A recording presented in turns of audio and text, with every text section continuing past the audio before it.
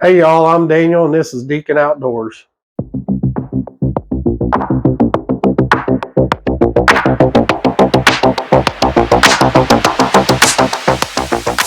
Wanted to talk about is I've started getting some products in for another rifle build. Um, I mentioned it before, one of my videos where I wanted to do a rifle build series. So I've got that in the works. Um, I'm probably going to end up going with a donor rifle instead of just starting with a blank receiver, just because the barrel is going to take so long to get in. I don't want to wait because the barrel won't be here till the first part of August. It was a 20 to 24 week lead time. So I'm going to try to go ahead and get a donor rifle purchased and start putting everything together and testing and going over the products for that I'm going to be using for the build as I get them, just because I don't want to wait all summer to do this. I want to get going. I want to go over the products that I've got and coming in, and then we'll just do the barrel swap at the end. And then that way we'll kind of have some start data of the rifle before and after. But I'm building a 7mm 08, and I've always had that caliber stuck in my head as one that I wanted to try and play around with. Um, I know it's not out there in a lot of different realms. A lot of people are doing the 6.5s and the 6mm, and they're going off on those tangents. The 6 GTs, the 6 Dashers, the 6 ARCs, and 6 Creedmoors, 22 Creedmoors, everything like that. I want to go back to a 7mm 08 and work one of those up. So um, some of the things that rifle is going to get is it's going to have a Criterion barrel, and like I said, it's a 20 to 24 week lead time from when I ordered it, and it's going to hit about the first part of August. It's going to be a 26-inch heavy Palma contour. It's going to be a threaded muzzle, and um, it'll be in stainless, which I will probably vinyl wrap. I don't know, deal with that when it comes, but um, I've got that on order. But I will probably start with a Savage 110 7mm 08 donor rifle. That way I can start working up loads and have a decent baseline to start when I get the barrel. And I can already be playing around with 708 before I get that barrel. And I'm building it off of a 110 action anyway, so I figured why not just go ahead and pick up the donor rifle and mess around with it. I'm looking at putting it in another MDT chassis. Not sure which one yet. I'm looking at the XRS. I think it was X. I don't remember. I'd have to look back. It's been a while since I looked at it and talked to them about it, but I will be going with another MDT chassis.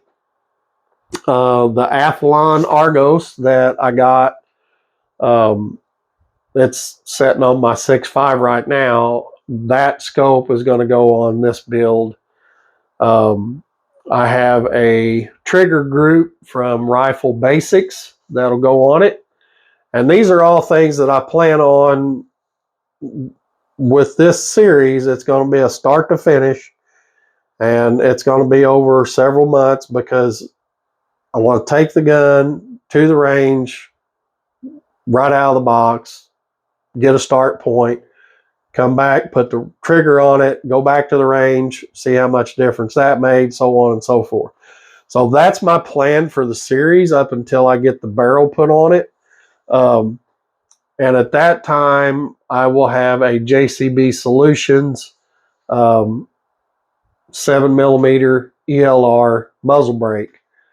It'll be a self-timing muzzle brake, and I'll talk about that once I get it. I've got a JCB. It's the Trident 6.5 brake on my Creedmoor, and love it. I mean, that guy makes some very good quality muzzle brakes. There's no muzzle rise or anything. I mean, I've showed videos of my daughter shooting it, and it's amazing. He does put out a good product. So I went to him with my build, and that's what we come up with. He's going to turn out a 7mm for me. Other than that, as of now, I don't have anything nailed down on other components I want to use yet. I'm just kind of announcing it that series will be coming, and what it'll be. And then at the end of it, I got a friend of mine that we're going to go out to his farm and do a 1,000-yard shoot. And that'll kind of be the culmination of the series of where I start out with a factory gun and go through some simple customizations that you can do at home. Like I said, I did the barrel on this gun. I'm going to do that and everything. I'll get the go no go gauges and headspace it and all that stuff. So this will be a start to finish series. Like I said, the barrel won't be here till August, so it's going to stretch out all summer. I'll do things here and there, but once I get done with that and do the 1,000-yard shoot, then that's when I plan on taking that gun and going to a couple PRS or NRL matches, whatever I can find that's not too far away, and go see how it goes. I mean, I'm just jumping off in it with both feet and seeing where I land. But that's kind of what I got going on. Like I said, I'm sorry that I haven't been on here for a little while with anything new, but had a couple things I had to get done for some customers. And once I got that out of the way, then I could go back to focusing on some videos and some more build stuff and get started reloading. Really looking forward to this. Like I said before, it's very relaxing for me to come down here and reload. And I've got a trickler because I scoop each load by hand, weigh each load by hand, and trickle everything. So that's very relaxing to me. I can't sit on a pond bank and fish all day because if they're not biting in 30 minutes, I'm done. But I can come down here and sit for hours and just trickle powder. I know it's weird, but that's just my preference. But there was one other thing that I wanted to mention, and I honestly don't remember what it was. But I'll probably think about it about the time I hit the stop button. Is what it is. So, oh, I know what it was. So, whenever you do get into reloading, if you're somebody that has never done it or you've been thinking about getting into reloading, the best way to start, and the way I started was I did a lot of research online, watched a lot of videos, read different things about reloading, and one of the biggest things I can tell you is whatever powder brand you decide to load with and whatever bullet brand you decide to load with, print out a sheet on both load datas from the bullet company and the powder company and compare them. Now, I have the load data from Hornady for the bullets, and I've got the load data from Hodgdon. If you load with Reloader powder and Berger bullets, go to their websites, get their load data, because that'll give you your minimum and maximum grains for pressures, and that'll give you good starting points, and they'll always be different. Don't look for them to be the same, because they won't be. And I can show you on mine that the Hodgdon for H4350, I don't know if you can see this or not. Let me get it up here. For Hodgdon 4350, it's calling for, and this is for my 140 grain ELD match bullets. It's calling for a starting load of 36 grains and a maximum load of 40 grains compressed. And that's what that C is, which I'm not a compressed load person, so I will not go to that extreme.